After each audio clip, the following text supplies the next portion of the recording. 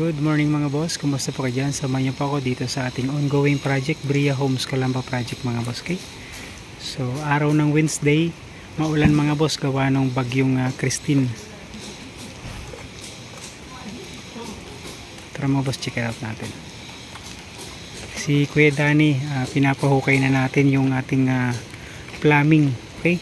So babaguhin natin yung plumbing system nito mga boss. Bali yung drainage, papasok na siya dun sa pinakang drainage ng subdivision mga boss. Okay, so kalimitan kasi nito mga boss naka P-trap lang, kaso barado na yung CR mga boss.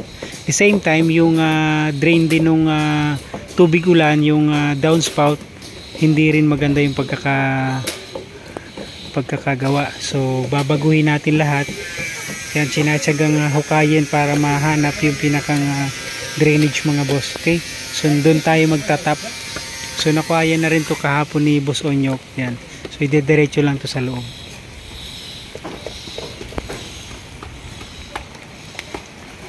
So asintada naman dito, as request ni client mga boss, ipapantay na lang dito sa kapitbahay mga boss. Dito naman sa loob, si Boss Noe naman, plastering works. So ipipinish na yung opening dito sa first floor. Yan. So nahulugan na, nalagyan ng tansi. Okay, so yan na yung pinakang reference ng opening mga boss. So kahapon na plastera na rin to mga boss, kahit na ulan, nilagyan na lang ng trapal. So ito yung mga boss, yung sinasabi ko mga boss, hindi siya nakakonect yung downspout mula tubig ulan mula sa taas. So kaya babaguhin na natin lahat. Okay, so meron na rin siyang abang, ayan, hindi na natin pinabuhusan para dun sa lababo, para naman dun sa CR. So downspout ko connect na rin natin dyan, diretso na yan palabas. Okay, so papasok na siya dun sa drainage ng subdivision mga boss. Okay, yan, gawa ng yung CR laging hindi nababa yung tubig. Yan. Okay, so barado rin yan. So yan na yung titibagin natin to lahat para ma-connect yung floor drain, lavatory, saka yung lababo. Yan. Yan na yan mga boss, lalabas. So ito yung mga boss, so wala siyang connection.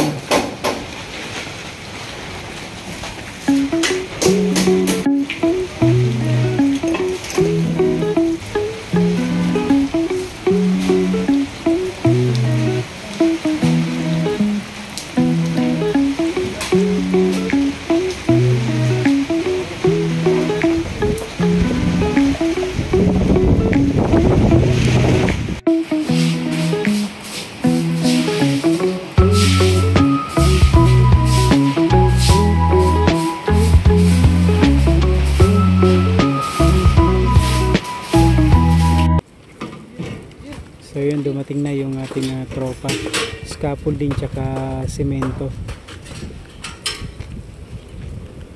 Dahil na pagali ano, baka dahil na. So yung semento, benting bag.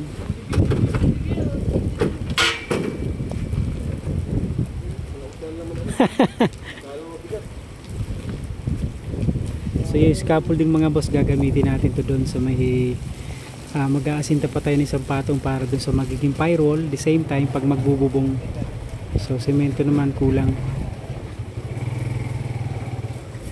No, tabangin na muna nigdino tabi lan. Sige sige.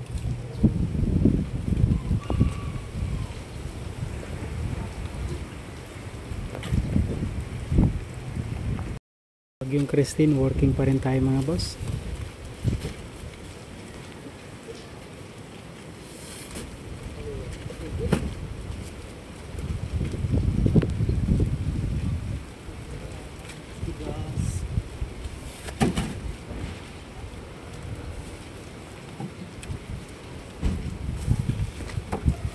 Bigdi na si Jano.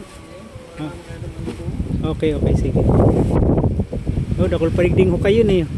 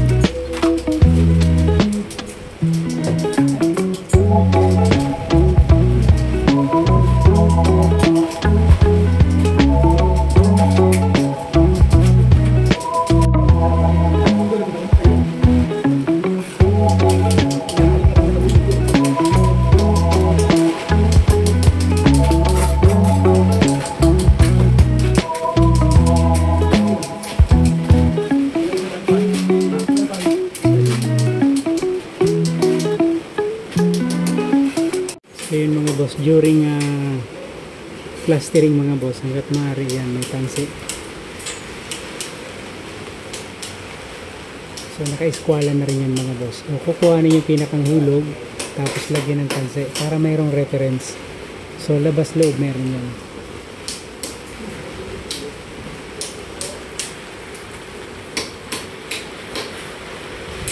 So lahat ng kantuan, lahat ng opening mga boss, kailangan nakahulog, may tansi. Okay? So ganun din sa mga poste pagka magpa-plastering ng mga boss. Pati sa wall mga boss, kailangan mayroong tansi siya. Okay? Tapos bara, napaka-importante.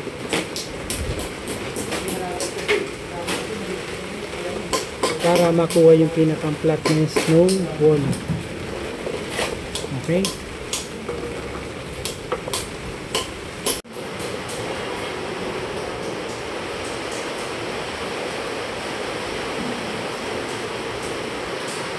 So check natin dito mga boss sa second floor habang mayroong Christine na bagyo mga boss. Okay?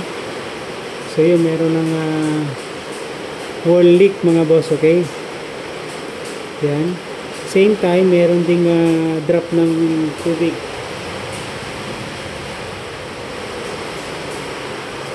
So yun o. Flashing mga boss.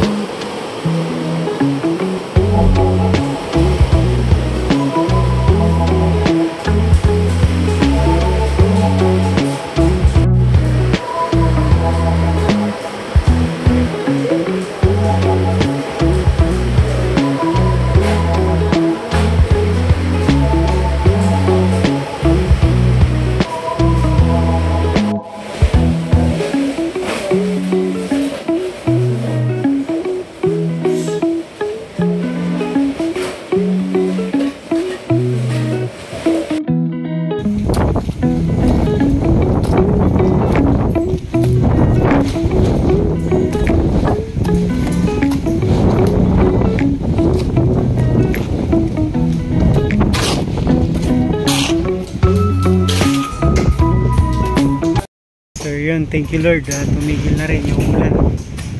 So yun, sumikat na rin yung haring araw mga boss. Okay? So salamat na marami. So ito na yung project update natin ngayon sa Bria Homes Calamba mga boss. Okay? During Christine typhoon mga boss. So tuloy lang tayo para sa pamilya.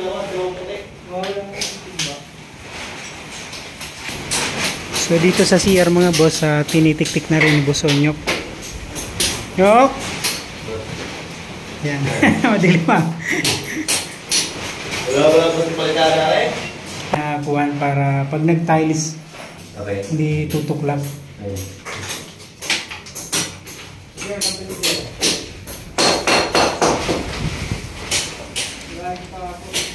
Dito.